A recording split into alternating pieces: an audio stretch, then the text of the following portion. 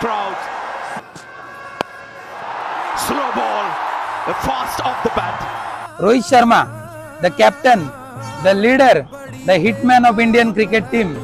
पूर्ण जग ज्याला पुलचा किंग, पुलचा बादशाह म्हणून ओळखते असा आपला कर्णधार रोहित शर्मा. मित्रांनो, रोहित शर्माची कॅप्टन्सी ही बीसीसीआयने आता काढून घेतली आहे आणि शुभमन गिलला आता ओडीआयचा नवीन कर्णधार केलेला आहे, नवीन कॅप्टन केलेला आहे. हे बीसीसीआयने नेमकं का केलं, याच्या मागचं त्यांचं गणित काय आहे हे माहित नाही. पण रोहित शर्माची कॅप्टन्सी इतक्या लवकर जाईल हे माहित नव्हतं. हे अचानक आलेल्या गोष्टीमुळे वाईट वाटतंय.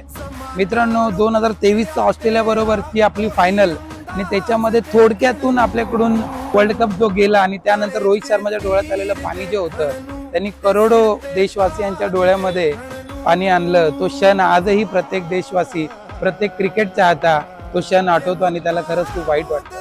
पण असं वाटत होतं की रोहित शर्माच्या कॅप्टन्सीमध्ये 2027चा वर्ल्ड कप जो आहे तो टीम इंडिया एकत्र उंचावेल आणि भारत पुन्हा एकदा वर्ल्ड कप विजेता होईल.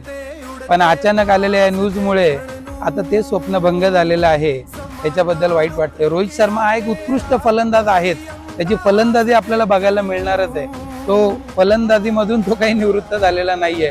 पण आपल्याला आता त्याच्यावरच समाधान मानावं लागेल.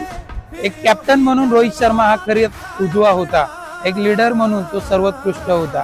आपल्या टीमला एका अवघड परिस्थितीमधून काढण्यासाठी एक लीडर, ज्याला लीडिंग ऑफ फ्रंट म्हणतात, ते रोहित शर्मा नेहमीच करायचा. एका संकट मोचनासारखा तो यायचा आणि समोरून ज्या पद्धतीने तो खेळी करायचा आणि समोरच्या टीमला डॉमिनेट करून आपल्या टीमला जो विजय तो मिळवून द्यायचा, अशा त्याच्या लिडरशिपला खरंच सल्यूट आहे.